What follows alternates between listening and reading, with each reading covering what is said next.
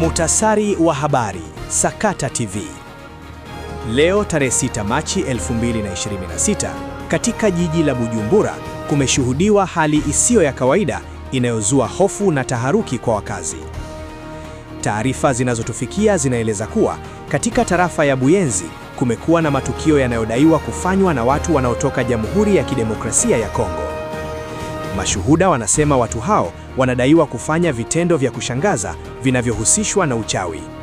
Inadaiwa kuwa mtu anapoguswa na wahusika hao, hasa katika sehemu nyeti za mwili kwa wanaume, huondoka ghafla na kusababisha taharuki kubwa kwa wananchi. Matukio haya yameonekana kusambaa katika maeneo mbalimbali ya jiji la Bujumbura, ikiwemo eneo la Kinama Charama hadi karibu na Hope School. Kwa mujibu wa taarifa za wananchi, watu kadhaa tayari wameathirika na baadhi ya watuhumiwa wamekamatwa, huku wengine wakijeruhiwa wakati wa vurugu zilizotokea wakati wa kuwatafuta wahusika. Jambo lingine linalozua mjadala kubwa, hasa miongoni mwa jamii ya Kiislamu, ni madai ya kuwepo kwa kinga fulani, ambapo baadhi ya watu wanasema kuvaa kikwasa au kinga fulani kunazuia wahusika hao kufanikisha vitendo vyao.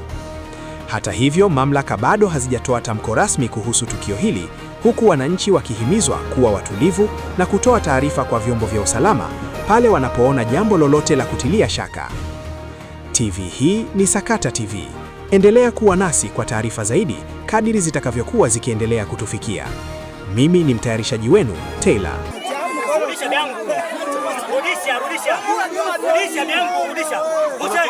Hii ni Sakata TV, sauti ya ukweli katikati ya sakata la dunia. Endelea kuwa nasi kwa muhtasari wa habari na matukio makubwa yanayoendelea sasa.